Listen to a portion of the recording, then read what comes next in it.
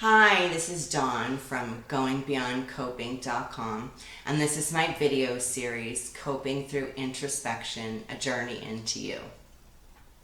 I am what I call a coping advocate. I'm not a doctor or a mental health professional.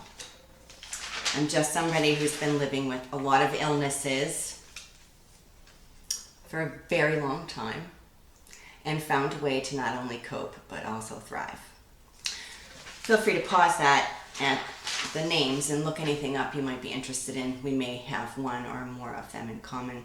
Autoimmune issues tend to travel in packs. So the purpose of this discussion is to talk about the modes that people who live with chronic illness live in.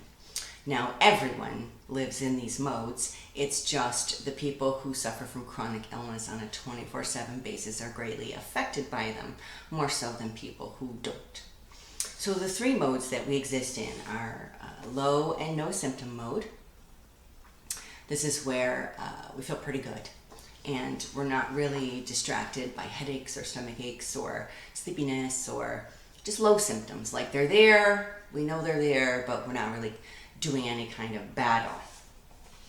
The next mode is a combat symptom mode. This is our warrior mode. This is where we're battling something. It could be something small or something big. It runs the gamut. But when you slip into that mode, things change. And the whole purpose of this conversation is to get you paying more attention to how things change. The third mode is succumb to symptoms mode. This is sloth or sleep mode, where you can't get out of your chair or your bed. You can't wake up. Sometimes we can be thrust into this mode with no notice in examples like cataplexy, where you have the sudden loss of muscle tone where you just drop to the ground with no warning. Good times. Diabetics often have fainting issues from low blood sugar. People who suffer from syncope faint in public. There are a lot of illnesses that can render you straight into sleep sloth mode with no warning. And this is where you need the most support. And oftentimes it's not there for you. So I'm going to talk to you about giving it to yourself. Because self-care really is the best gift you can give to yourself when you suffer from chronic illness. So what we're going to do is we're going to take a look at each of the three modes throughout the series. We're going to help you learn to identify what mode you are in, because it's different. Each of us are different. We all have modes, but they're all different.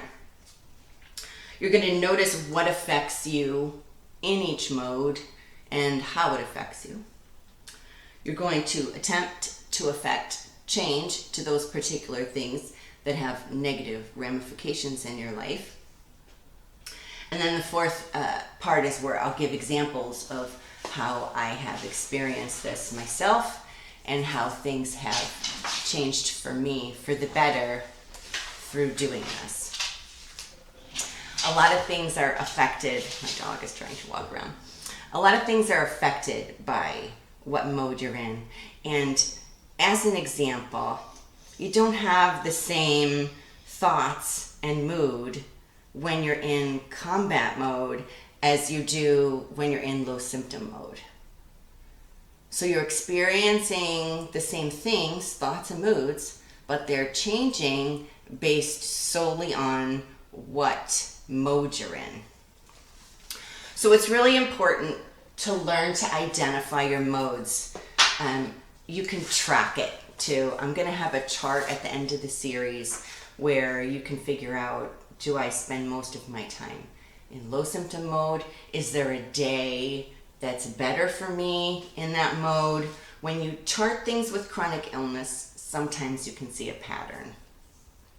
I'm also going to talk about automatic behavior and how routine can really help you get more things done utilizing automatic behavior.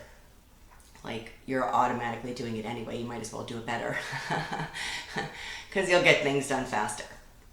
So I'm going to wrap this up by saying take a look at the next video, which is where we're going to get into how to identify what mode you're in and what to do about it to make some differences in the way that you're coping with your chronic illness. Thanks. Go ahead, subscribe. I posted the entire 4 video part series of this particular topic about modes. So if you're ready for the next one, you can go look now or come back and look later. I do recommend that you watch the 4 videos in succession. I only broke them down to make it easier for people to view them because I know our time is limited. Thanks so much for checking this out. You can see more about my writing, my philosophies, and how I keep myself in a positive state the majority of the time on my blog at goingbeyondcoping.com. And if you're on Facebook and have narcolepsy, I have a group and a page called Positively Narcolepsy, and you can join there and get with that, feeling good about yourself, because that's really important. It'll help you cope more than anything. Thanks a lot.